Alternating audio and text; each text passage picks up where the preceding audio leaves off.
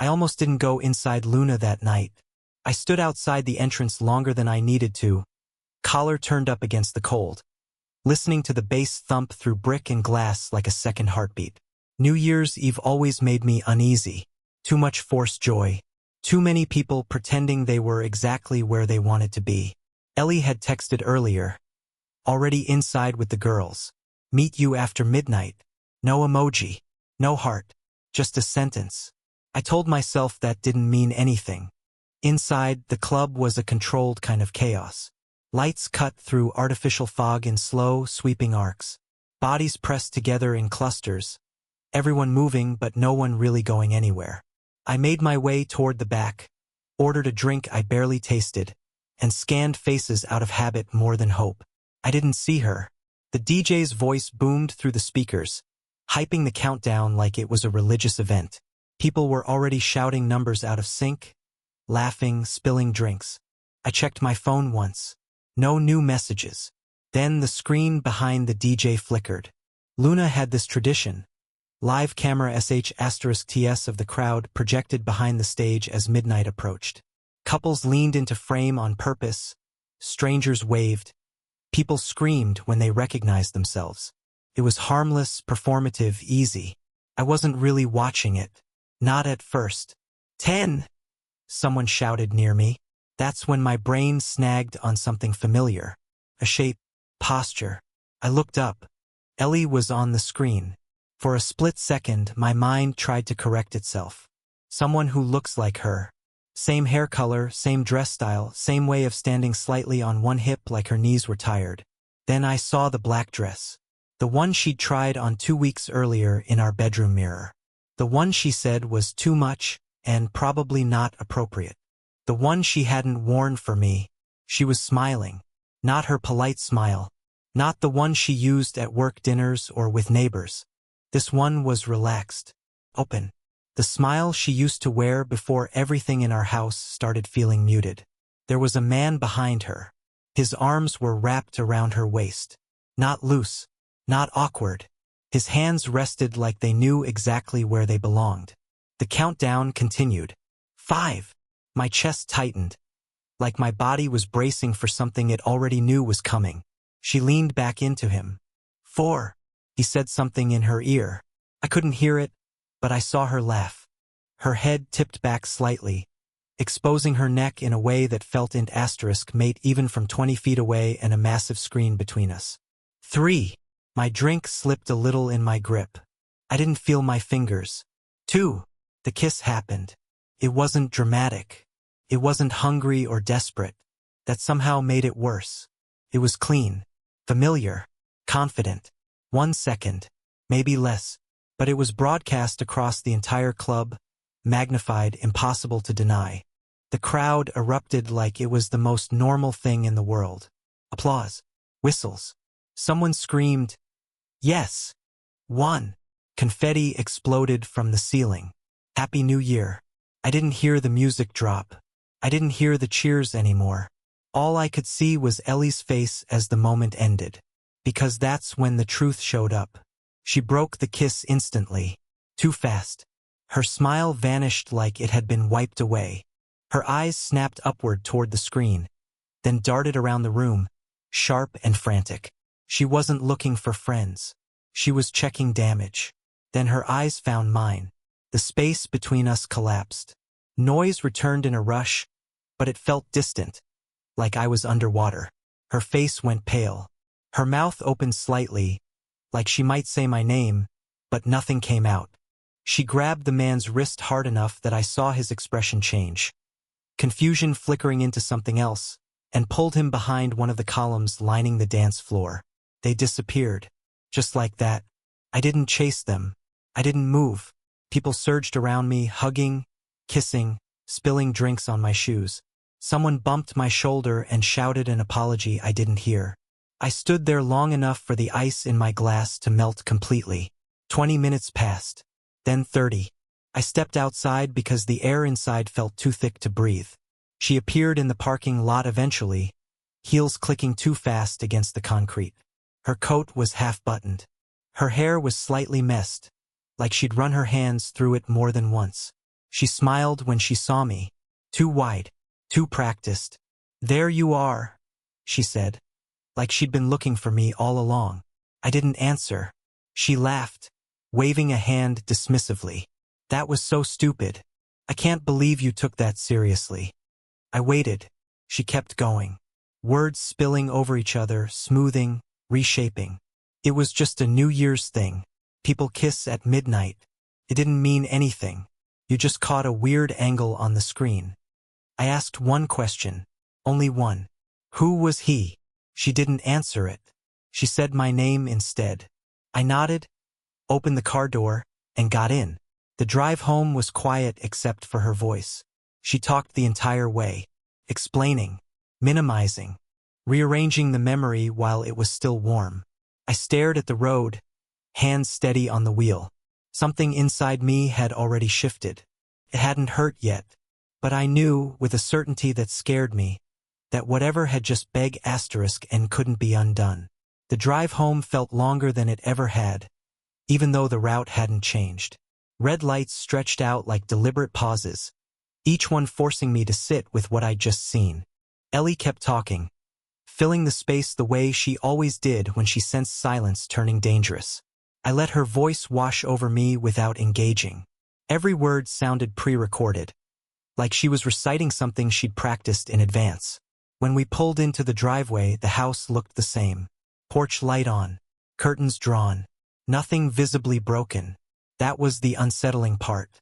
Everything appeared intact, yet I knew something fundamental had already shifted beneath the surface.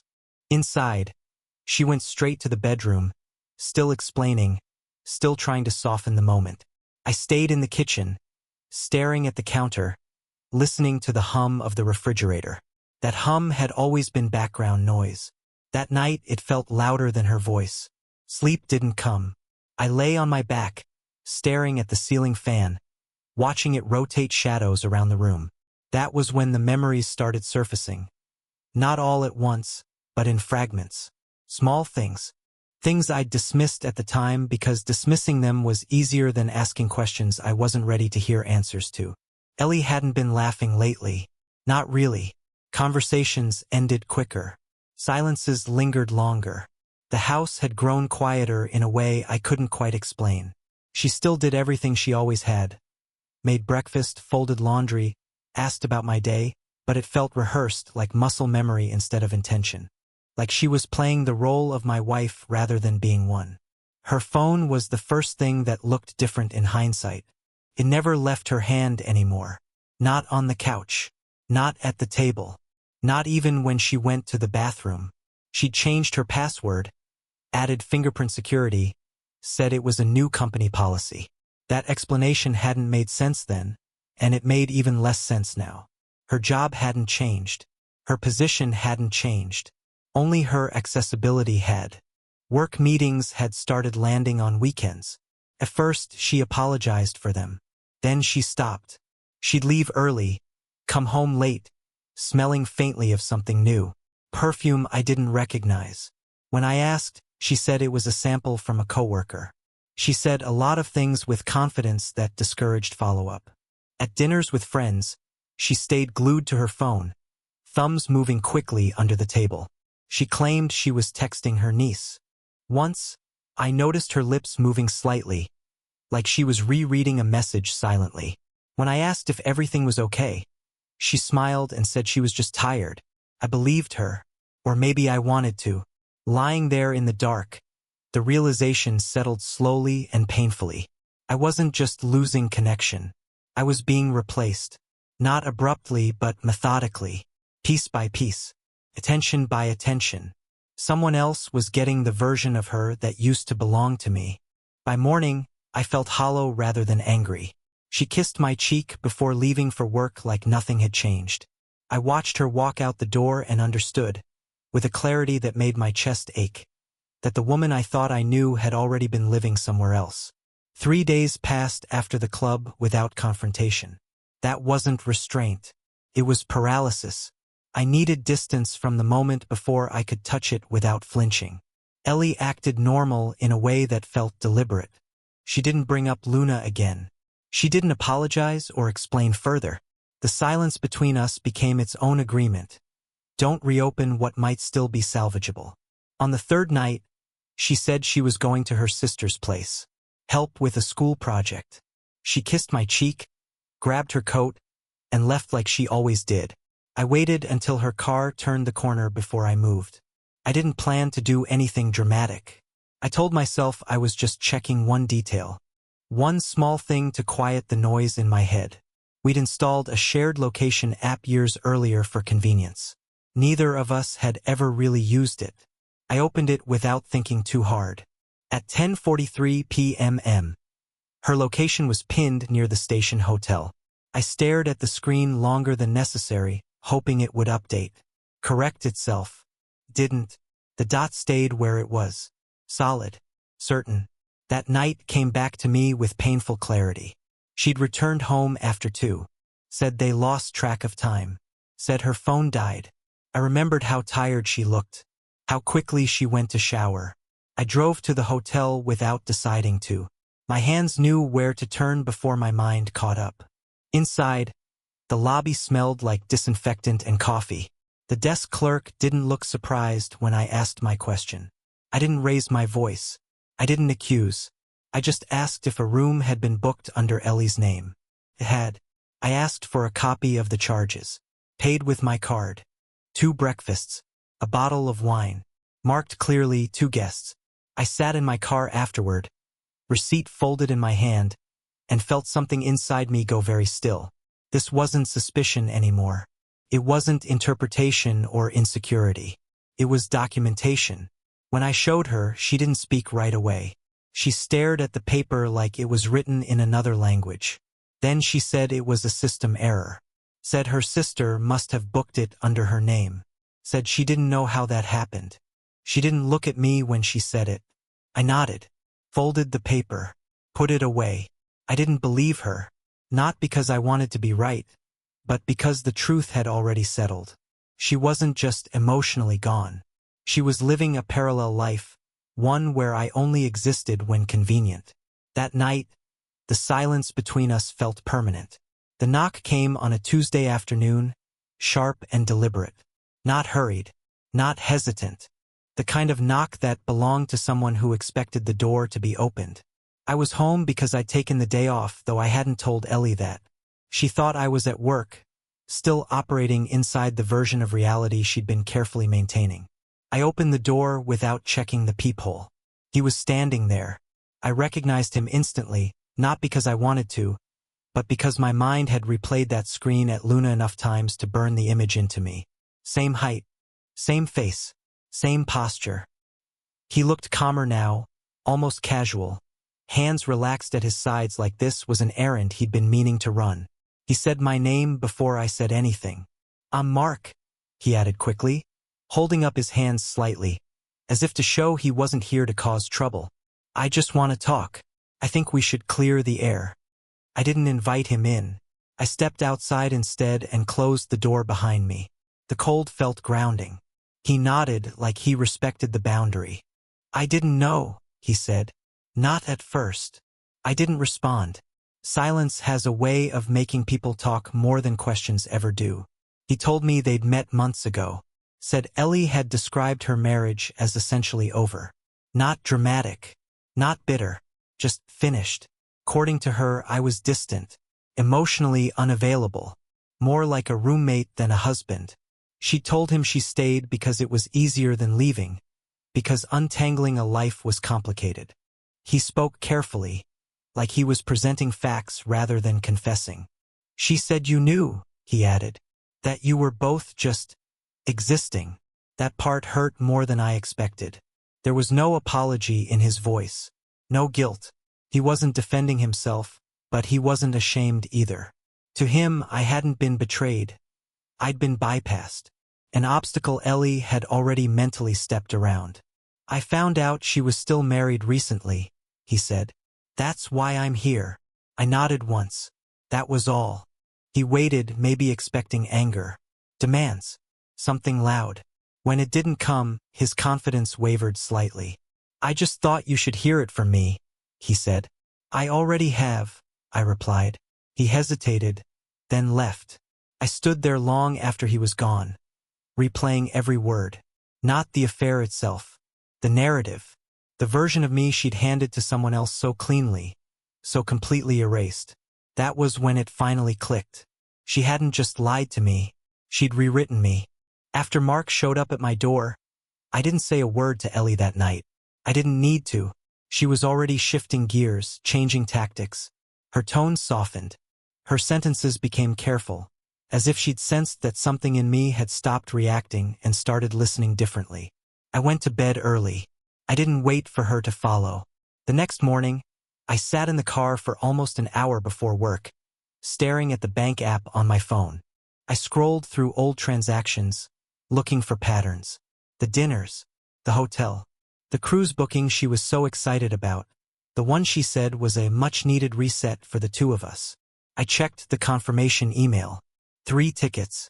Not 2. 3. And they were all charged to my card. That was the moment something inside me began to click. Not emotionally, but structurally. Our entire life, our house, our bills, our trips, our routines, was a scaffold I'd built. She was using it, decorating it, and quietly, piece by piece, she had invited someone else into it while I kept the lights on. That day, I began canceling things.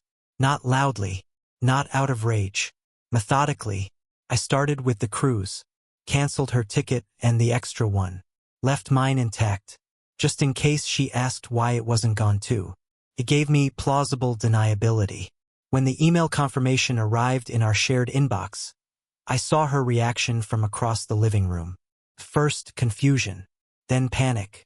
She made a call in the bedroom with the door half shut, her voice pitched low, rapid.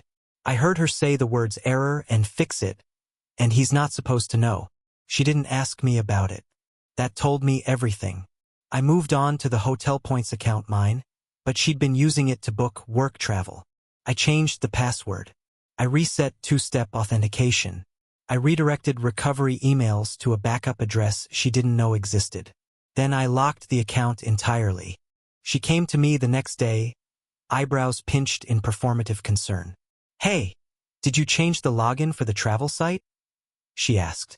"No," I said calmly, not looking up from my laptop. She nodded, smiled like maybe she'd misremembered. "Weird. Must be a glitch." Then she turned and walked away. That evening, I sat on the couch while she busied herself in the kitchen, making the kind of dinner she hadn't made in months.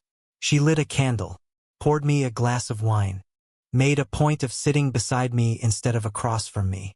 "Let's just breathe tonight," she said, pressing her hand to mine like she was still entitled to do that. I smiled, took a sip, told her the pasta was perfect. Because it was. The pasta was perfect. And none of this was about revenge. This was about taking back what was mine. Quietly, without rage, without noise. Later that week, I began rerouting our mail. I opened a P.O. box in a neighboring town under a shortened version of my name. I set up digital alerts for any attempts to change passwords or open accounts in my name. I called my credit card company and requested separate statements for personal and shared charges. I told her I'd been working on consolidating finances. She nodded like that made sense. She didn't ask questions. She'd stopped asking me much at all. One afternoon, while she was at a team retreat, I walked through the house with a notepad, cataloging everything I'd paid for. Furniture, appliances, the security system. I noted serial numbers, took pictures, saved digital receipts, created a folder on a new drive labeled with a date, not a name. That was the day I began preparing to leave. Not to punish her, not even to confront her, but to remove myself from the infrastructure she'd been building on top of my effort. I wasn't just walking away. I was making sure she'd feel the absence. Not through words, but through silence and subtraction. Ellie noticed something was changing. She started leaving handwritten notes on the fridge. "You're the best," or "Miss your laugh." She made breakfast again, bought me a new sweater, unprompted. I played along, nodded, smiled. But inside I was elsewhere. I was gathering bank statements, call logs, Screensh asterisk TS of calendar events she claimed never existed. Emails forwarded to a locked folder. Even voice memos I recorded quietly when she confirmed things she'd later deny. This wasn't vengeance. It was defense. I moved money, changed autopays, opened new accounts. Slowly, undetected. Then, without warning, I left. No fight, no explanation. Just moved out, signed a 6-month lease in another city, and rerouted everything to a new address. She didn't call that day. She emailed. Subject, "Are you okay?" I didn't reply. A week later, she showed up at my door. No makeup, no script, just her and a letter in hand. Her eyes were puffy, her voice soft. "I'm not asking to fix us," she said. "I just need you to hear me." I listened, calm, steady. Then I said, "You'll have a future, just not with me." She cried. I didn't. Later, she rewrote the story, told friends I disappeared. When someone finally asked me why, I sent everything. No caption, no anger, just the timeline, the proof. A week later, an unknown number texted, "You won." I lost everything. I stared at it for a long time, then deleted it, because this was never about winning. It was about leaving quietly and never looking back.